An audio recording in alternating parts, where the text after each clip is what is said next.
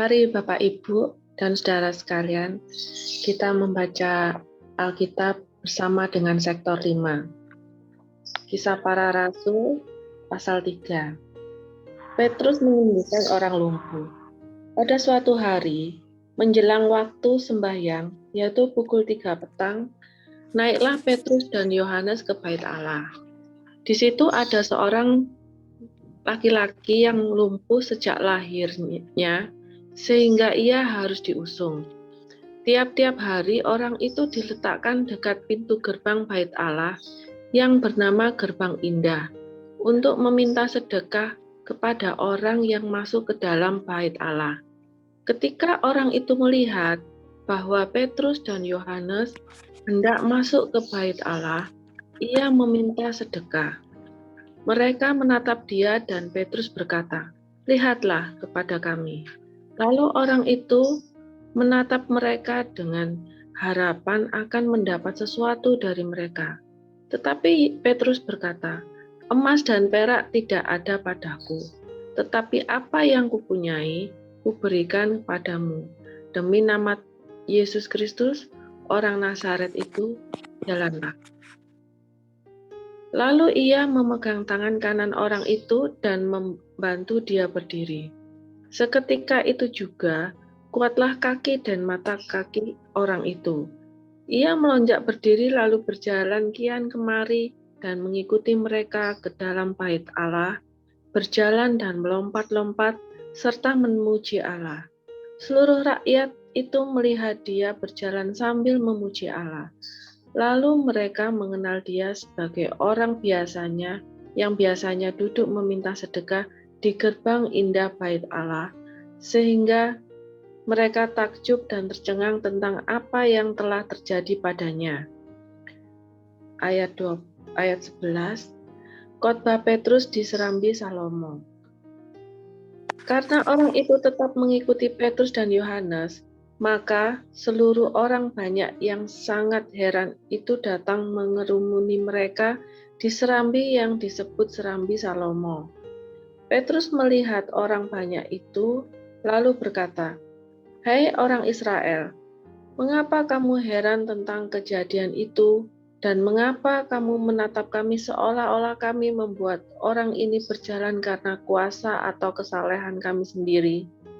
Allah Abraham, Ishak, dan Yakub, Allah nenek moyang kita, telah memuliakan hambanya, yaitu Yesus yang kamu serahkan dan tolak di depan Pilatus, walaupun Pilatus berpendapat bahwa ia harus dilepaskan.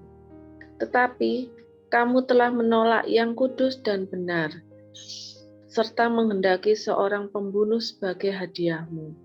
Demikianlah ia, pemimpin kepada hidup, telah kamu bunuh, tetapi Allah telah membangkitkan dia dari antara orang mati, dan tentang hal itu kami adalah saksi. Dan karena kepercayaan dalam nama Yesus, maka nama itu telah menguatkan orang yang kamu lihat dan kamu kenal ini, dan kepercayaan ini telah memberi kesembuhan kepada orang ini di depan kamu semua. Hai saudara-saudara, aku tahu bahwa kamu telah berbuat demikian karena ketidaktahuan, sama seperti semua pemimpin kamu. Tetapi dengan jalan demikian, Allah telah menggenapi apa yang telah difirmankannya dahulu dengan perantaraan nabi-nabinya, yaitu bahwa Mesias yang diutusnya harus menderita. Karena itu, sadarlah dan bertobatlah, supaya dosamu dihapuskan, agar Tuhan mendatangkan waktu kelegaan dan mengutus Yesus yang dari semula diuntukkan bagimu sebagai Kristus. Kristus itu harus tinggal di sorga sampai waktu pemulihan segala sesuatu, seperti yang difirmankan Allah dengan perantaraan nabi-nabinya yang kudus di zaman dahulu. Bukankah telah dikatakan Musa, Tuhan Allah akan membangkitkan bagimu seorang nabi dari antara saudara-saudaramu, sama seperti aku. Dengarkanlah dia dalam segala hal sesuatu yang dikatakannya kepadamu. Dan akan terjadi bahwa semua orang yang tidak mendengarkan nabi itu akan dibasmi dari umat kita. Dan semua nabi yang telah berbicara, mulai dari Samuel dan sesudah dia telah bernubuat tentang zaman ini.